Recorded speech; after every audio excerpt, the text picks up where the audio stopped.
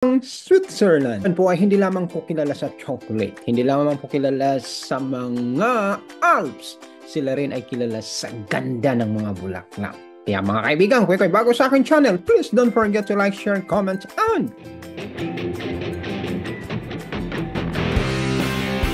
subscribe para updated ka sa mga upcoming videos natin. Huwag kaligtaang hampasin ang notification bell. Tamang narinig nyo, showcase natin dito dahil springtime ngayon dito ay i-showcase natin ang naggagandahang cherry blossoms at saka magnolia. Comment down below kung alin ang mas maganda, cherry or magnolia. Ang mga lugar na dinayo natin ay ang Listal, Baseland, at saka Zurich. Alright, tara. Okay, dito tayo sa bandang ito para makita nyo mismo yung ganda ng kulay. Kasi kanina nakaharap tayo sa araw eh. Okay, so ayan siya. Zoom in natin. Ooh. Ayan, ganda tingnan kung ito ay hinahampas ng hangin. Yup. Alright. Ayan pa siya, oh. Ang ganda. Ang ganda niya. Wala ka nang masabi, kundi ang ganda. Ayan pa. Yan. Yan siya.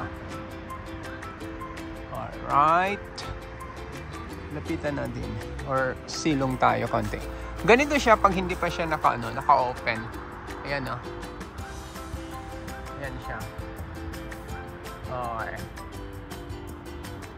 Pag naka-open na siya, ganito na siya ka ganda. Okay. Pa tayo. Alright. Sumasayaw. Sa ganda. Ayan siya. Kala nga, picture tayo. So guys, nandito na naman tayo. Ito naman ay magnolia. Mayroon pong 400 varieties of magnolia na sumisibol or namumukadkad dito sa Switzerland. So, iba rin ang ganda niya. Ito ay purple white. Mamaya ipakita ko sa inyo yung white pink naman siya. Alright. Ang ganda niya. Ooh.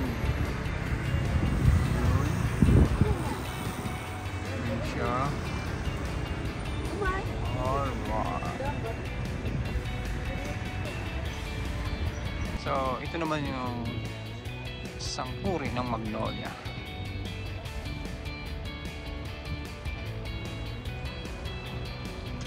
Close up. Natin isa. Yan siya. Okay. Ayan siya. Alright. Magnolia. Okay, tandaan pa natin yung ibang puno.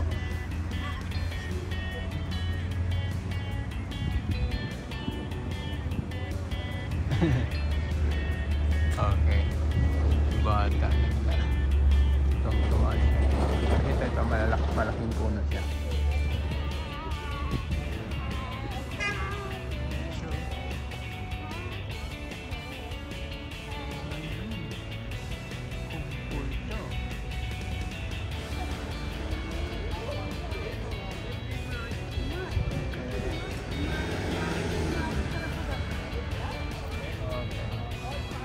So, ang location nito ay nasa Baseland.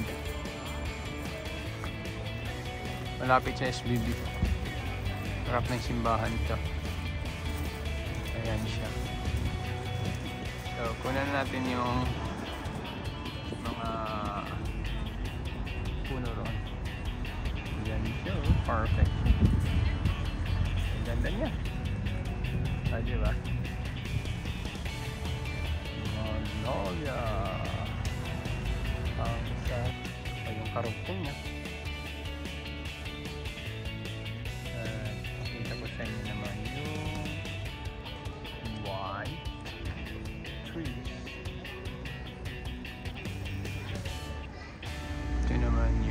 white cherries. Cherries here. Ganda ng kanyang pagkabukadkan.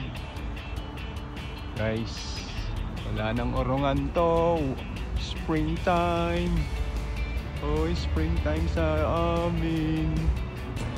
Alam niyo bang mayroong 400 varieties of magnolia na bulaklak na namumukadkad kapag spring dito sa Switzerland? Ayan siya. So karamihan nito ay makikita natin sa Ticino. Ticino Canton ay malayo po yun, guys. Yun po yung canton na halos araw ang meron doon, hindi inuulan. Kaya kung minsan kung tag-ulan dito sa amin, pupunta kami roon. Pero malayo po yun. So ngayon pakita ko sa inyo kung gaano kaganda ang bulaklak ng magnolia. Sisinghutin ko para naman ay makarelate kayo. Aray ko. Wala rin siyang amoy. Yun ang problema ko rito. Yung mga bulaklak dito, kahit anong ganda, pero wala silang amoy. Ayan siya. Okay, ilang puno rin to. Ito ay nasa harap ng church. Ng Catholic Church, I guess. Ang ganda niya. Ayun. So, ito naman ang isang klase niya. Purple siya. Alright. So, maganda. Alright. Ang ganda lang niya. Bakit pinagagandahan first? Kung babae lang yan. Ang dami niyong problema. Creation to ng Diyos. Lahat po ay mag-appreciate. Masyado kayong magtatago. Ayan siya. Alright.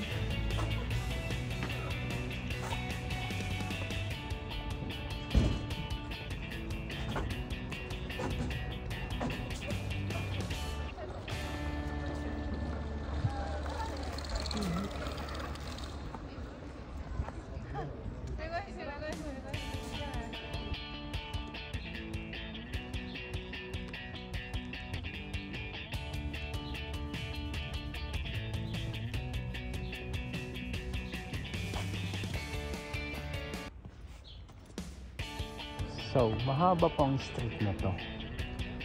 Okay, so hindi naman kami pwede doon sa gitna kasi may mga sasakyan dumadaan. So, dito tayo, hanap tayo ng pwesto. Ayun.